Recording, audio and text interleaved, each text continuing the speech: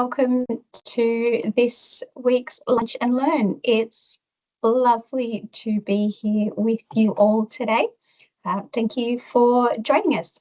My name's Sally and I'm the Inclusive Employment Australia Policy Manager here at DEA, and I will be taking you through today's webinar.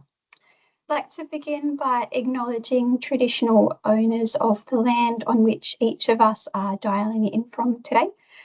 For me, that's the Darkinjung people, and I pay my respects to elders past and present. The Lunch and Learn webinars are delivered in partnership between the Centre for Inclusive Employment and Disability Employment Australia. The Centre for Inclusive Employment supports employment providers with practical resources, tools and training to help deliver high quality employment services to people with disability. DEA is the national peak body representing disability employment service providers. The centre is delivered through a national consortium and it's led by the Centre for Social Impact at the Swinburne University of Technology. The centre brings together research, lived experience and sector expertise as well. If you would like to turn on the captions, Liv is going to post instructions on how to do that in the chat. And if you have any questions that you would like to ask our speakers throughout today, please pop them into the Q&A section and we will get to those at the end of the presentation. Our session is also being recorded, and a copy of that recording, along with any resources or other information and links that are shared, will be made available to everyone after the session concludes. The topic for today's Lunch and Learn is supporting successful people with cerebral palsy. And we are joined today by Zane, who is the Inclusion and Belonging Manager at Scope, as well as the Board Chair at Cerebral Palsy Australia. We're also joined by Wade Costley, and Wade is the Chair of the Lived Experience Advisory Panel at Cerebral Palsy Australia and a Board Chair as well. And we've also got Evelyn, the General Manager, supporting the delivery of today's workshop as well. And both Zane and Wade come to us today with their lived experience of cerebral palsy. So without further ado, I will hand over to them. Well, thank you very much, Sally, and thank you for the opportunity to participate in fortnight.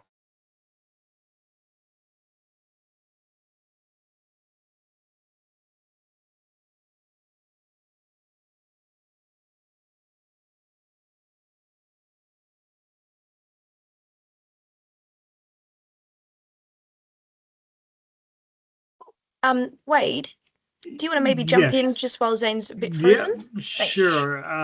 So I think Zane will be able to join us shortly, hopefully. So again, as Zane was saying, thank you for letting us present today. We're really looking forward to it, and hopefully this will be a beneficial session for all of you attending today.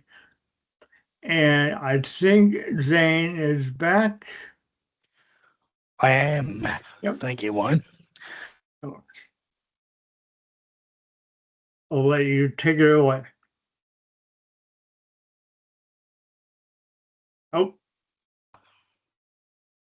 I think today's a great opportunity for us as a group to discuss cerebral palsy in a bit more detail and understand how we can support people with cerebral palsy with their work goals and ambitions, as well as the impact that some of that has on our broader lives. So by way of the agenda, we want to give you a bit broader of an understanding of what cerebral palsy is and how it manifests for different people. We want to talk about common workplace barriers and challenges, why employment matters for people with cerebral palsy, and tips for best practice around supporting people with cerebral palsy in the workplace. And then Wade's going to talk us through my CP guide and a few other really important resources that might be able to assist you in your role in supporting individuals with cerebral palsy in the work that you do, which is a very important role in the community. So thank you all for being here. We'll go to the next slide, Evelyn. So as I said, we want to kick off today by talking a little bit about what cerebral palsy is. And my key message, our key message in this part of the day is that if you meet one person with cerebral palsy, you've met one person. So Wade and I are both here today, and that means you're on the front foot because you've met two already. But what you'll notice about Wade and myself is that in both our cases, cerebral palsy manifests itself quite differently. My mobility is different to Wade's. Our speech is slightly different. The way our cerebral palsy affects us as individuals is different. But there are a few common things that I like to talk about that summarise cerebral palsy. It is, first and foremost, a lifelong physical disability, and it is caused by damage to the developing brain. Typically, when a person is very young, before the age of 2. Primarily, cerebral palsy affects movement, posture, and coordination, and the variance is quite substantial between individuals. So some people may have more mobility issues, while for some others, speech can be affected, different forms of paralysis, and fatigue and pain can vary between individuals. And the types of workplace adjustments that a person with cerebral palsy might require would look very different for me as opposed to Wade. And if we had 10 other people in the room with cerebral palsy, none of us would be identical in terms of the support that we require. So getting to know the individual and understanding the individual is my number one tip and our number one tip at Cerebral Palsy Australia as we try to be the national voice of people with cerebral palsy and helping our communities build that understanding. Thanks, Evelyn. We'll go to the next slide.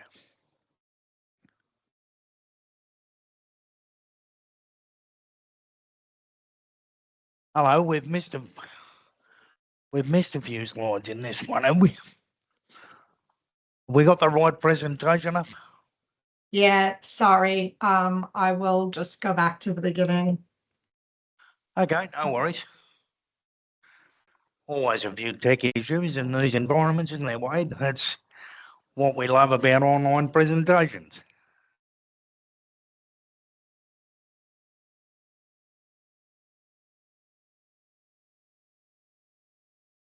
Okay, so I think we're getting somewhere.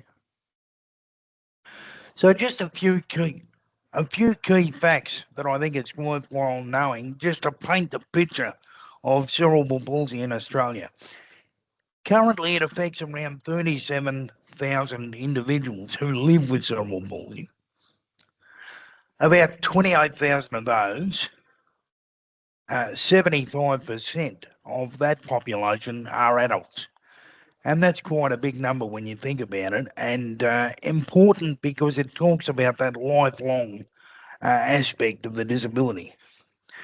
When we consider family and friends and support providers and other networks, about 259,000 people are impacted by cerebral palsy, and an estimated cost of something like $5.4 billion. About 400 new babies, bless their hearts, are born with cerebral palsy and that equates to about 1 every 20 hours over the course of a year. So it still is a fairly common condition, although the treatments over the years are getting better and better for a lot of us. And about 47,000 plus people are predicted to be living with cerebral palsy at a $6.9 billion cost. Globally, about 50 million people live with cerebral palsy, and about 350 million family members and carers are affected. So, why is that important? Well, we need to understand that when we speak about cerebral palsy and the impacts and how they're all very individualised, we're not really talking about a small group of people. So the nuances are many and they are varied. Thanks, Evelyn. We'll go to the next slide. In terms of some of those nuances, like me, about 1 in 3 people with cerebral palsy are unable to walk, and many will use a mobility aid, whether that be a motorised or manual wheelchair or some other walking aid. 1 in 3 also can't use their hands to manipulate objects. Picking things up and that sort of dexterity can be very challenging. 1 in 4 do not communicate using speech. And 3 in 4 live with chronic pain. And as you can imagine, there's quite a bit of discomfort associated with that. It's worth noting, though, that there are other conditions that coexist with cerebral palsy. They are not, though, part of cerebral palsy itself. So, as I said earlier, cerebral palsy is a physical disability. But about 50% of people with cerebral palsy also live with an intellectual impairment or cognitive impairment of some kind. Another 25% experience epilepsy, and another 25% have a behaviour disorder, 20% have a sleep disorder, and about 10% of people have some degree of vision impairment. And that is important because the distinction is important. We need to understand that while these things sort of exist alongside cerebral palsy, they're not part of cerebral palsy, so they don't apply to everybody that you might meet or support in your life or your work. So hopefully that makes sense. So in my case, all of my symptoms are physical, but I've got to make sure I take care of my health. I've got to make sure that I maintain a healthy weight and things like that, so that some of these other conditions are lessened and the likelihood of them are lessened. Thanks, Evelyn. So what you need to bear in mind when you consider all of those potential differences with individuals is that you should never assume appearance or mobility or communication style is going to be the same for an individual or individuals with cerebral palsy. We are all going to experience cerebral palsy differently, and getting to know the person and the support they require is the key. Having cerebral palsy or living with cerebral palsy does not determine a person's intelligence, capability, qualifications, or potential to work or have any form of career. Although there are some things that are more difficult that can impact that. So accessing work, accessing talent acquisition, accessing education can be a bit different. And we'll talk about that as we go along. but generally, none of those things around capability or intelligence are actually affected directly from cerebral palsy. And as I said before, the functional impact, the way that cerebral palsy works for individuals is different for each person. So when you're supporting somebody, whether it be me, Wade, or somebody else, I think one of the best things you can do in providing that support is to understand that the person is the expert in their own experiences and their own lives. We will know best the support that we need. And when you are looking at ways to support an individual, your focus should be on the goals and strengths and support requirements rather than you knowing that a person has cerebral palsy or, in fact, any other type of disability. So it's that person first, it's that power of seeing the person, getting to know them, their strengths, their capabilities, and the support that they need that is going to support you in your work. Thanks, Evelyn. So I just wanted to give you a quick rundown of some of the common challenges and barriers in finding and keeping work for people with cerebral palsy. One of them is we often start work later in life. And because we may have gone through a different pathway or not been educated in the same way as the mainstream community, we might have low expectations and bias for ourselves. So that can affect our own perception of our capability and our productivity. And we can fall into the trap of making assumptions about our own disabilities. And I know for many years that I did that. But so can the broader community, and those things can have an impact. Another important barrier is that in the recruitment process, but also in the onboarding process and in the employment life cycle, employers don't often understand the workplace adjustments that can potentially support a person with cerebral palsy. And so often we don't make those adjustments, and therefore people don't succeed. Whereas when those adjustments are effectively put in place, the disability becomes less of a factor. Often recruitment processes, traditional interviews, traditional AI recruitment platforms, those kinds of things can screen people out. And again, that is about adjusting the process to tailor to the individual. Things that,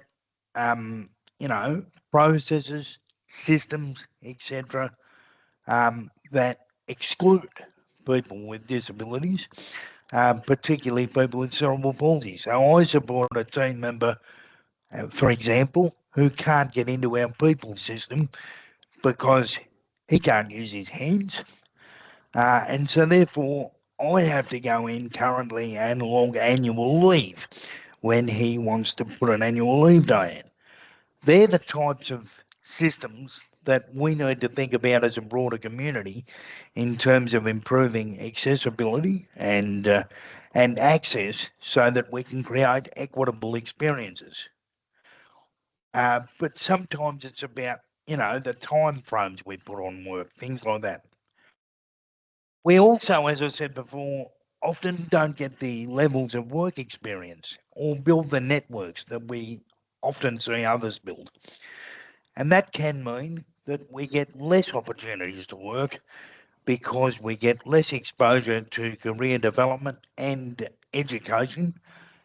We might meet fewer people who can actually present us with those opportunities. So they're the barriers in terms of recruitment. Thanks, Evelyn. We'll keep going. Workplace barriers can be anything from physical accessibility, things like whether or not a building has the right access, whether or not someone can access transport, whether or not workstations are well designed or meeting rooms are well set up. Being able to manage fatigue and plan tasks effectively can fluctuate. And so flexibility is important. And one of the things that I often ask for is additional rest breaks throughout the day. That's an adjustment that my employer has been able to grant me. As well as the ability to sort of manage my own time to work when I'm at my best. Things like role design can also come into play. They're things that I'm just not suited to doing that other members of the team might be better at. And I'm sure, Wade, you would have experienced some of those things across your experiences as well. Absolutely, sir. Yep. Often the other thing is, and I mentioned it earlier, but people communicate differently. But that can lead to assumptions being made about someone's cognitive ability or their intelligence, and that's just not true. But it can often mean that people don't get roles that they're really well suited for. And the team member, that I mentioned before in my team is a great example. He's 45. This is the first time he has said that he's felt like he's had a meaningful role, but he's our DEI lead and he manages our disability action plan. And I really can't think of a better person to do that work because the variance of lived experience that he brings to that work is extraordinary. When we speak about those workplace adjustments that I spoke about before, and they can be anything from that additional time, adjusted timelines, they can also be building modifications, different computer software and tools, etc. Often those things take a long time to get put into place. And when that happens, it just means that the individual can't be at their best. So if we get these reasonable workplace adjustments into place quickly, that often removes the barriers that enable people to succeed in the workplace. And so it's really important for you in your role to think about how you can support the individual to both have those conversations and navigate them and where they might go for some of those supports. Thanks, Evelyn. Finally, or almost finally, I just want to talk to you a bit about why employment matters, because I think this is really important. So if we go to the next slide, I just wanted to highlight that employment gives us income, and income gives us more of an opportunity to participate. It also gives us a sense of purpose and achievement and personal growth in our lives. And people with cerebral palsy, among the rest of us, deserve those equitable opportunities, as well as the chance to connect meaningfully to their community and have some independence. You know, we talk about in our sector all the time, we talk about choice and control. One of the best ways to give people choice and control is to give people independence. But what is at the core of independence? It's income. How do you get income? You go to work. So it is incumbent upon all of us to support and create those opportunities. And all of these things will lead to a better quality of life for people with cerebral palsy. And these are not outcomes in terms of therapeutic outcomes. This is a human rights issue. These are human rights. They're in the Universal Declaration of Human Rights for people with disability. So we should not shirk our responsibility to do this work as part of our broader communities. Thank you, Evelyn. So what does best practice actually look like? Well, I think there are 5 key things that need to be considered. And they're on this slide. So the first thing is, as I said earlier, we want to lead with strengths. When we're talking to people with disability, and this includes people with cerebral palsy, you want to understand what their skills are. Where does their experience and expertise lie? What are their interests? And what are their aspirations? So often people just get pigeonholed into doing particular types of work because they might be seen as the subject matter expert. But is it the work that a person really wants? Or is it where they feel their expertise really is? If you're going to implement the adjustments that are needed, you need to understand what the impact of the disability, in this case cerebral palsy, is for the individual.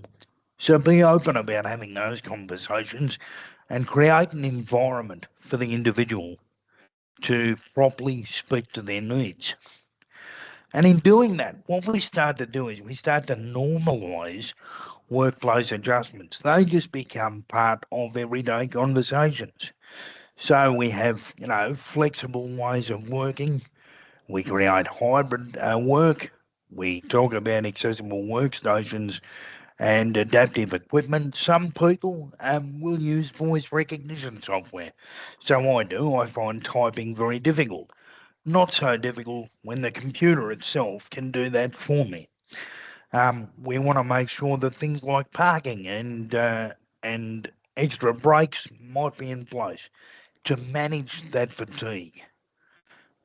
And we want to provide ongoing support. So these conversations are not one and done.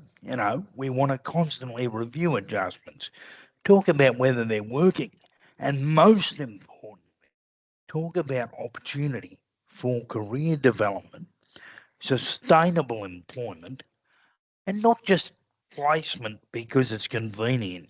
This is a job you can do, so let's give it to you. That's not what it's about. That's not the way we want to work as a community. So why would we expect that of people with disabilities and people with cerebral palsy? So there are some really key principles that we'd love you to remember, and we look forward to the opportunity to unpack some of those with you today and beyond. If you'd like to remain in contact, this does not need to be a one and done conversation. Thanks, Evelyn. A few recommended resources. We created a white paper at Cerebral Palsy in Australia on work pathways and employment experiences for young people with cerebral palsy. That's a great paper. That dives a little bit deeper into some of what we've been able to touch on today. It's important that you get an understanding of workplace adjustments so that you can guide people on that journey. And the Employee Assistance Fund through Job Access is a great place to start. They also have a guide to disability employment.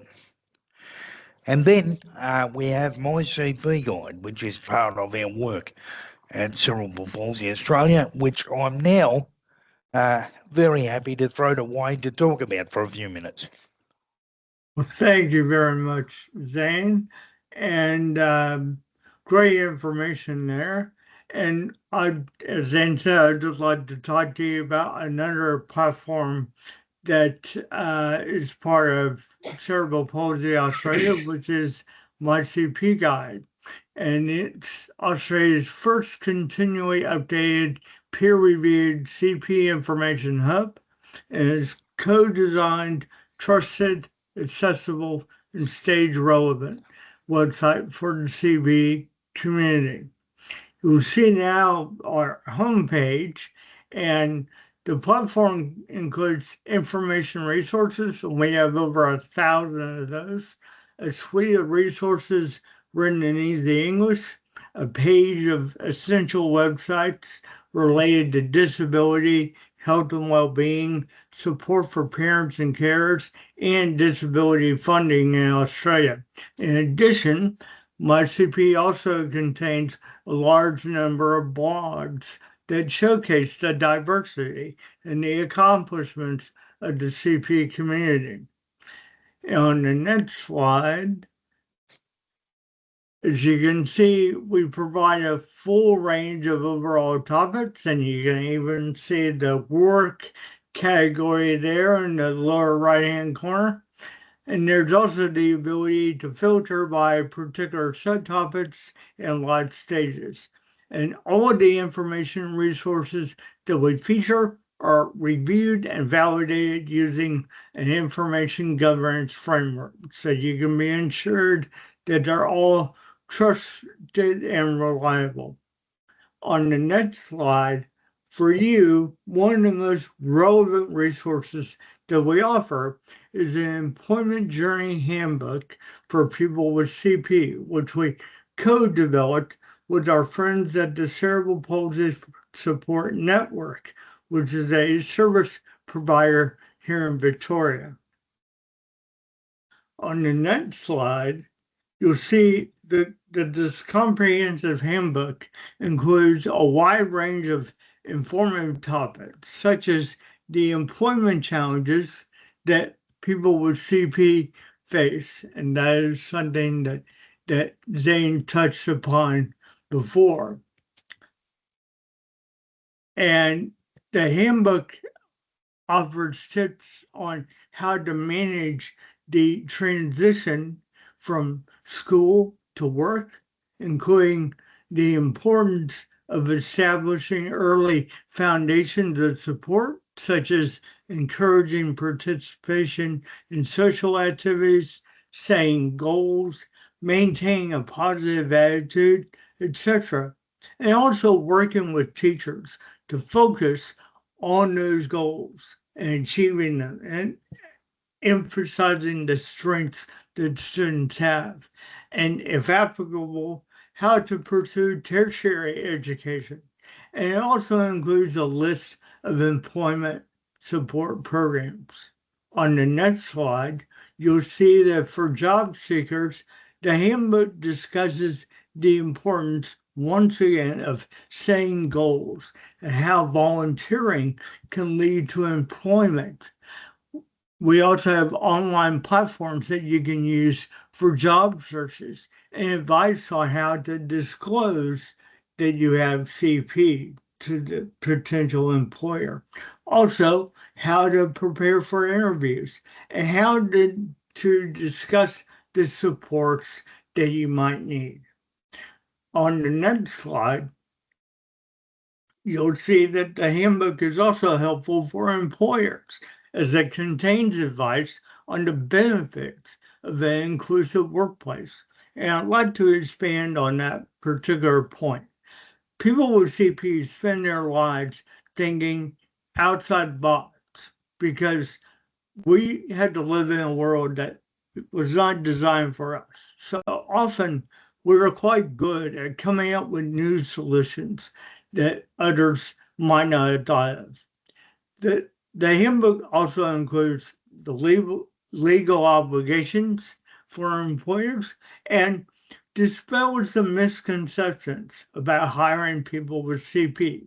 It also includes support services for hiring people with CP, and it describes the types of reasonable adjustments in the workplace.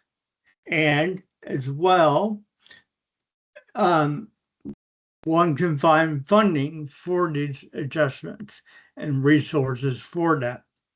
To cater for the culturally and linguistically diverse communities, we've also published the handbook in simplified Chinese, Hindi, Italian, and Vietnamese.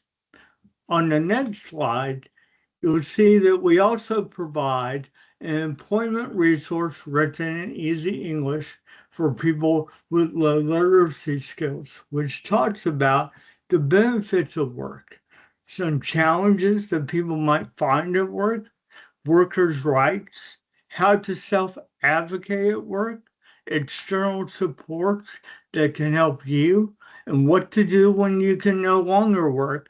And this can be due to an injury or when you reach a certain age.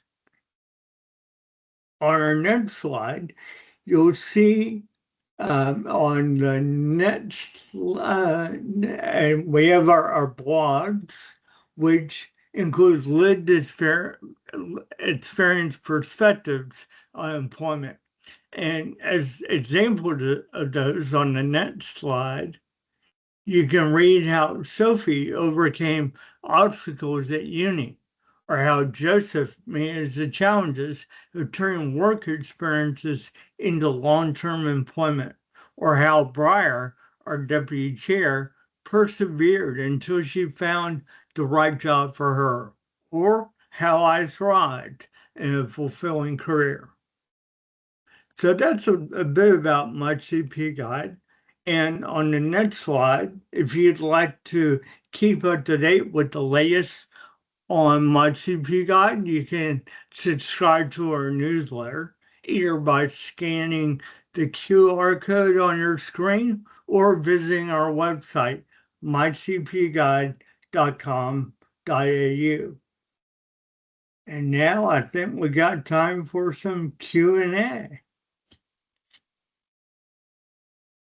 All right. Thank you so much, Zane and Wade. That was, some huge amounts of information and resources there. And we will be sure to include links to the MyCP guide, the blogs, the white paper, and all of the other things that came up in that presentation when we send out our notes post-session. In terms of questions, we've had a couple come through. The first one is around the DSP, Disability Support Pension, and whether you've encountered many situations where people are not being approved for DSP. And yeah, whether that's a common occurrence that you're aware of.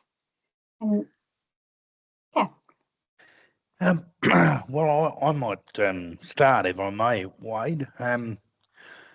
What I will say is that over the last few years, the criteria for the DSP has sort of been revised from what it originally was. I know when I first applied for the disability support pension, the number of hours that you couldn't work was different to what it is now.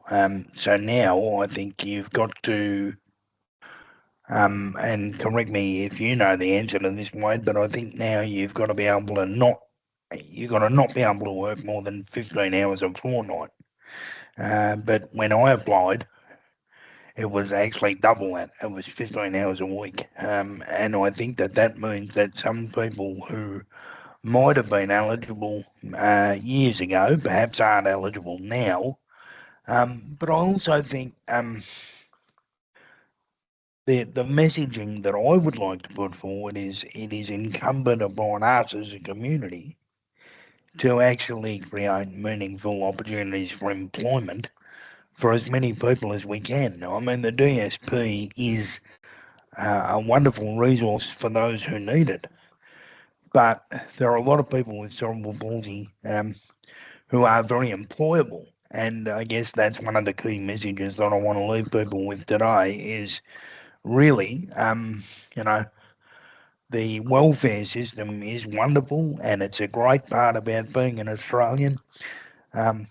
But we're really here today to talk about the employment of people with cerebral palsy, and in all of our roles, that is what we should focus on. So I don't mean to diminish that question. I hope you don't feel that that's what I've done. But Wade, would you like to add anything? The only thing I'd like to add is that, people with disability, including cerebral palsy, want that opportunity to work. And I think something that employers need to realize is that often the adjustments that one with CP might require are often very minor adjustments and can be easily done. And so that's one thing.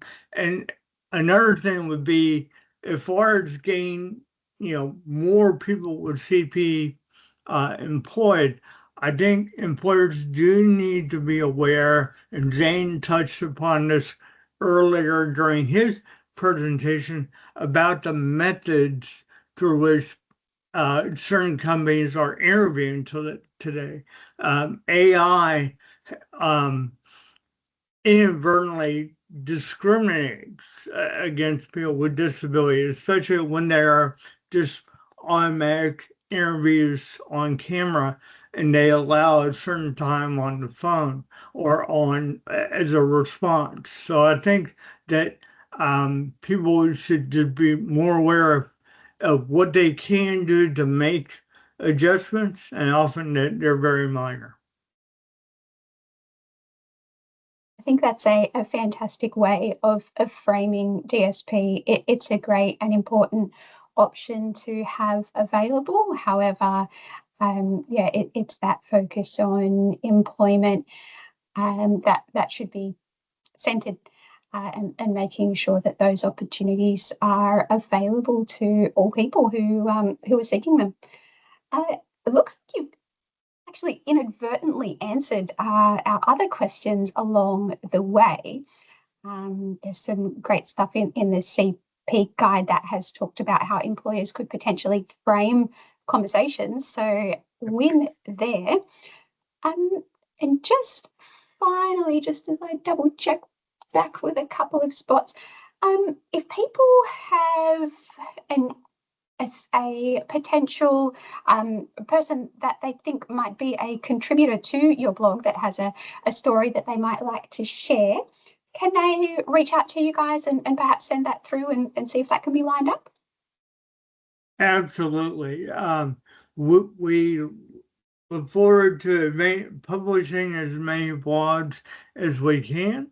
And the email for that, and potentially everyone could drop that into the chat, but it's info@cerebralpalsyaustralia.com. Thank you. And other than that, there's just lots of thanks and appreciation for both your presentation and the resources coming through. So awesome. And I would like to add to that and thank both Wade and Zane and Evelyn for coming along today and sharing their experiences, their knowledge, and the resources that you've clearly worked incredibly hard on. It's great to see the guide available in both other languages and easy read. So yeah, that's really cool to have those available to people. So thank you. And thank you also to Liv, who's been making everything work in the background.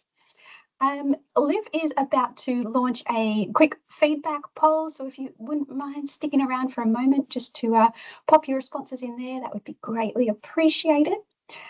Also, please don't forget to log your professional CPD points for attending today's webinar.